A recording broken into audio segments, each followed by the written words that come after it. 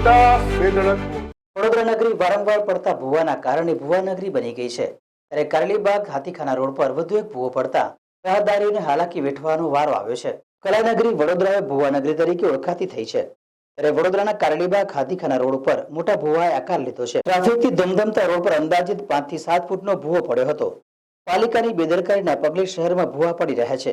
આ ભૂવાના કારણે અકસ્માતની દહેશત વ્યક્ત કરી સ્થાનિકોએ વહેલી તકે આ ભૂવો પૂરવાની માંગ કરી છે.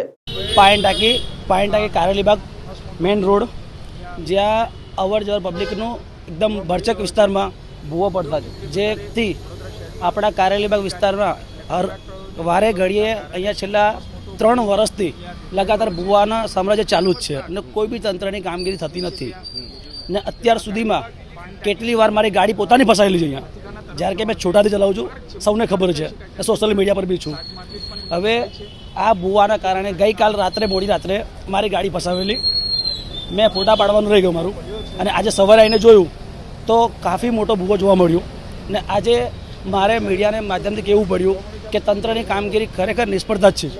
કેમ કે આજે કારેલીબાગમાં મેઇન રોડ પર આજે આટલો મોટો ભૂવો પડવો, આજે કોઈ પણ ગાડી તમે જોઈ શકો છો ભૂવામાં કે મોટી ગાડી અંદર ઘૂસી જાય, અને એ બી ભરચક વિસ્તારમાં જ્યાં કોમર્શિયલ છે અને એવા વિસ્તારમાં થતું હોય એટલે બહુ મોટી વાત છે. અને તંત્રને ખરેખર હવે કામગીરી કરવી જોઈએ. આજે મીડિયાના માધ્યમથી ખબર પડતી હોય છે નોર્મલ વસ્તુ, તો જે કાર્યકર્તા હોય કે ગમે તે વ્યક્તિ હોય, જે બી ચૂંટાયેલા હોય, કે એમને બી ધ્યાન રાખવું જોઈએ.